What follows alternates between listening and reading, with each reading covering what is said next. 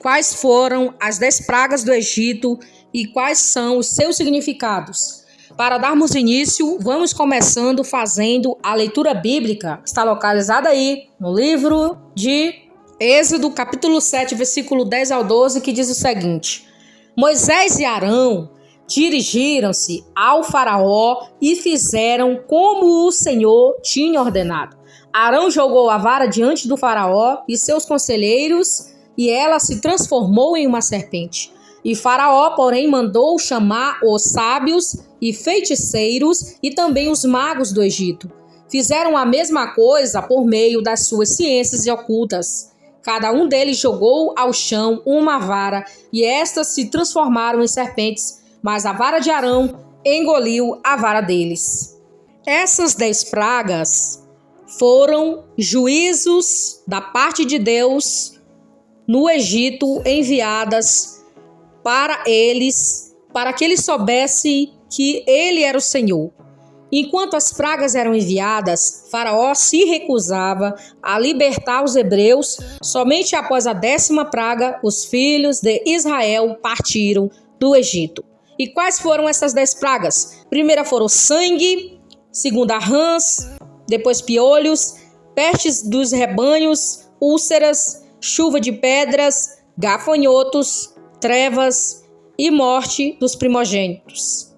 Antes que as 10 pragas fossem enviadas, Moisés e Arão, com ordem do Senhor, foram falar com o faraó para que ele deixasse o povo de Israel partir. Todavia, Deus já havia avisado que faraó não os escutaria, portanto Deus colocaria sua mão sobre o Egito.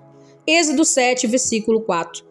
Nós vamos agora a seguir ver detalhadamente o efeito de cada uma das 10 pragas enviadas por Deus contra o Egito. Mas antes de vocês saberem aí quais foram essas 10 pragas, é necessário saber o porquê que o Senhor endureceu o coração de Faraó para que não deixasse o seu povo ir.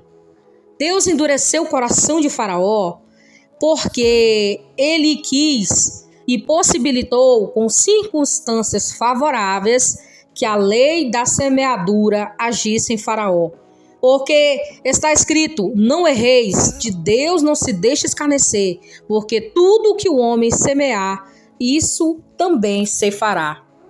E para demonstrar o seu poder e fazer com que o seu nome fosse proclamado em toda a terra do Egito. Primeira praga, sangue. Êxodo 7, versículo 20. Na primeira praga, as águas do Egito tornaram-se em sangue. Aqui é importante saber que o rio Nilo não foi o único afetado por essa primeira praga. Todos os canais, lagoas e reservatórios de água que havia no Egito também foram atingidos pela praga. Êxodo 7, versículo 17 ao 19. Alguns argumentam que essa praga consistiu apenas na transformação das águas em uma coloração vermelha. Eles alegam que talvez isso tenha acontecido pela mistura de argila vermelha que descia das terras altas da Etiópia. Porém, o termo original hebraico nunca foi utilizado para denotar cor vermelha, mas sempre o sangue como substância. Além de ser a fonte da vida agrícola do Egito, o rio Nilo era cultuado como um tipo de divindade. Quando Deus feriu as águas daquele rio, isso também significou um ataque ao panteão dos deuses egípcios. Os magos do Egito conseguiram imitar essa praga e Faraó foi endurecido. Segunda praga, praga das rãs. Êxodo 8, 6. Na segunda praga, muitas rãs provenientes do rio e de todos os canais daquela terra invadiram o Egito com essa praga. Faraó pediu que Moisés e Arão rogassem ao Senhor para que as rãs fossem retiradas de sobre as casas dos egípcios. Ele também prometeu liberar o povo. Entretanto, logo depois do fim da segunda praga, Faraó continuou com o coração endurecido. Aqui é importante saber que a cultura religiosa egípcia, as rãs representava a deusa Heket. combinado ao fato de que o rio estava produzindo tais rãs. Isso significava que os dois elementos sagrados do paganismo egípcio estavam lhe representando desgraças. Os magos do Egito também conseguiram imitar a segunda praga. Terceira praga, a praga dos piolhos. Êxodo 8, versículo 16. A terceira praga, o pó da terra, foi transformado em uma epidemia de piolhos que infestou o Egito. Os magos egípcios tentaram imitar essa praga, porém não conseguiram. Depois eles foram e admitiram que estavam havendo ali uma verdadeira intervenção divina. Apesar disso, Faraó continuou endurecido, assim como o Senhor havia dito. Quarta praga, praga das moscas. Êxodo 8:20. A praga das moscas consistiu em enxames de moscas que castigaram todos os egípcios, porém as moscas não atingiram os israelitas. Durante essa praga, Faraó tentou negociar um acordo com Moisés e ele queria que o povo de Israel adorasse o Deus do próprio Egito. Moisés recusa essa proposta e ele avisou que o povo de Israel deveria fazer uma jornada pelo deserto por mais de 3 dias, sem que ficasse para que ninguém para trás, Inicialmente, o Faraó parecia disposto a ceder. No entanto, assim, os enxames de moscas sumiram e Faraó terminou endurecido novamente. Quinta praga, peste dos rebanhos. Êxodo 9:6. A quarta praga foi pestilência terrível que atingiu os rebanhos dos egípcios que estavam no campo. Essa peste, ela matou os cavalos, jumentos, camelos, ovelhas e o gado em geral. Para a execução dessa praga, Deus designou certo tempo específico, a saber, o dia seguinte. Assim como ocorreu na quarta praga, os rebanhos dos israelitas não foram atingidos. Esse fato fez com que Faraó investigasse o caso, porém o seu coração se endureceu. Sexta praga, praga das úlceras. Êxodo 9, versículo 10. Deus ordenou que Moisés e Arão apanhassem nas mãos um punhado de cinzas, de forma que a atirassem para o céu na presença de Faraó. Quando fizeram isso, todos os homens e animais do Egito foram castigados com úlceras. Inclusive, os magos que no começo das 10 pragas tentaram imitá-las. Diante de todo esse sofrimento, Deus endureceu o coração de Faraó e ele não deixou o povo de Israel partir. Sétima praga, chuva de pedras. Êxodo 9:23. Na sétima praga, Deus fez cair sobre o Egito a chuva de pedras sem precedente. Aquela chuva de pedras misturada com fogo não era algo natural, mas algo que revelava a soberania de Deus sobre toda a criação. Antes, Deus também avisou que quem quisesse sobreviver, que se recolhesse em suas casas. Alguns dos oficiais de Faraó, já tendo aprendido a temer a palavra do Senhor, recolheram-se e os seus servos e seus gados em lugares seguros.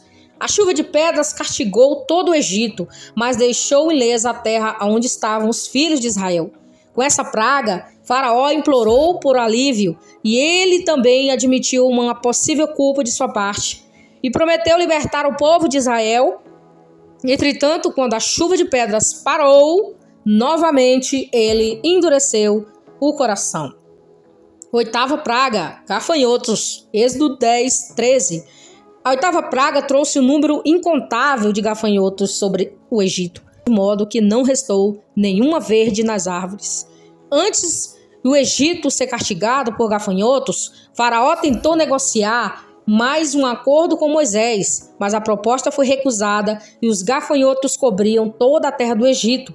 Faraó então mandou chamar Moisés. Mais uma vez, confessou ter pecado, e ele pediu que Moisés orasse ao Senhor para que os gafanhotos se retirassem, mas no final terminou endurecido.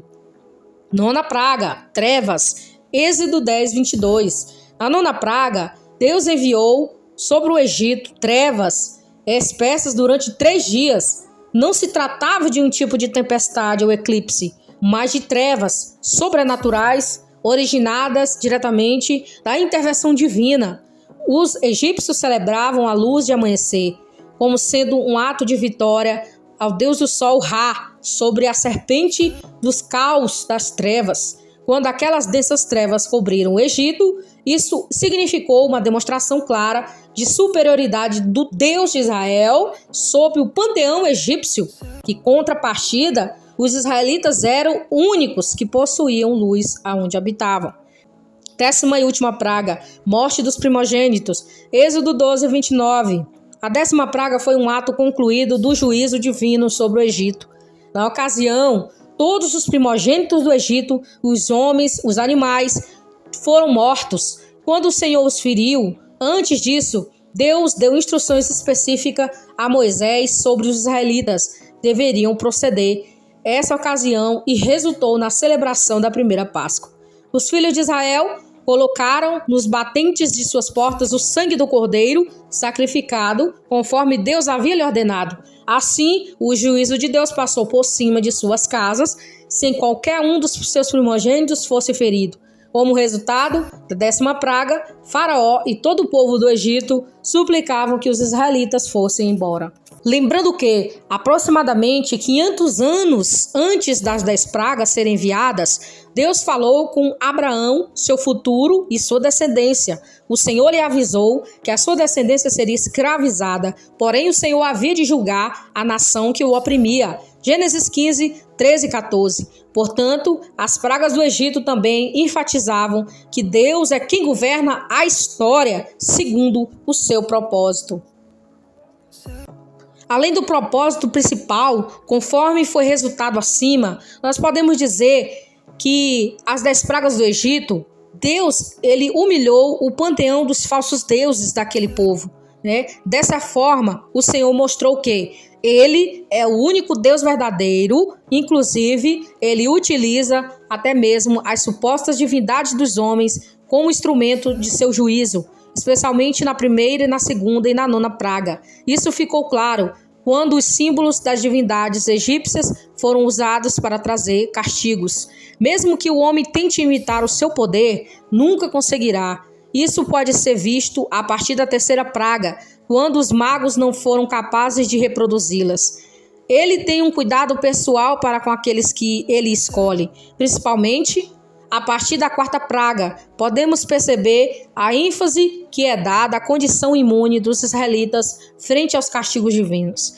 Ele é quem controla toda a natureza. Ele transforma o pó em piolhos e controlou com 15 enxames de moscas e gafanhotos, e derramou chuva de pedras, e fez com que as densas trevas cobrissem o Egito.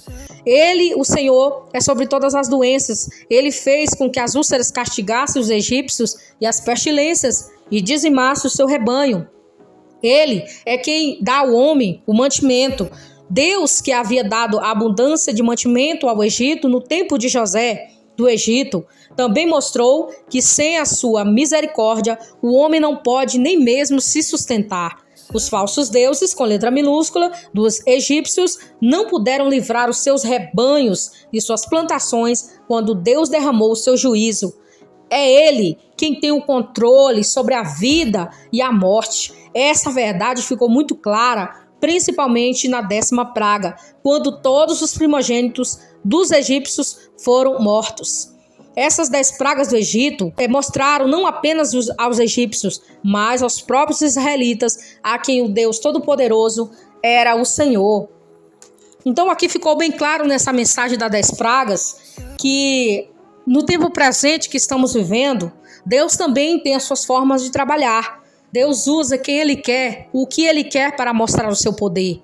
Para que nós se voltemos ao Senhor, é necessário que nós entregamos a nossa vida a Ele, somente a Ele, adorar somente a Ele, deixar os falsos ídolos, as idolatrias, deixarmos de ficarmos cheios de misticismo, não deixar que o homem seja aí um brinquedo para ser manipulado pelo diabo, mas ser liberto pelo poder de Deus. Deus usa até a natureza, Deus usa tudo para chamar a atenção do povo, para se voltar para ele, que é o dono de tudo, que está sentado no trono e que ele sabe trabalhar nos nossos corações. Pois se você aí que está ouvindo essa palavra, está entendendo que Deus usa as pragas naquele tempo no Egito para despertar o povo, e ele pode usar também o que ele quer nos dias de hoje para nos chamar a atenção, porque ele é Deus, ele quer ser adorado, ele é Deus que criou os céus e a terra. Então que nós possamos estar aí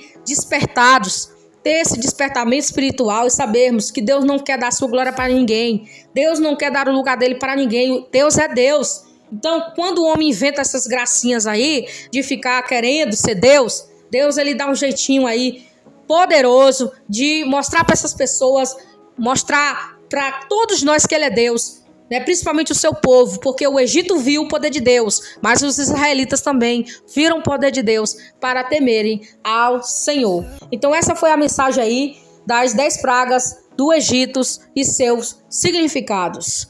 Que o Senhor Jesus abençoe a vida de cada um de vocês.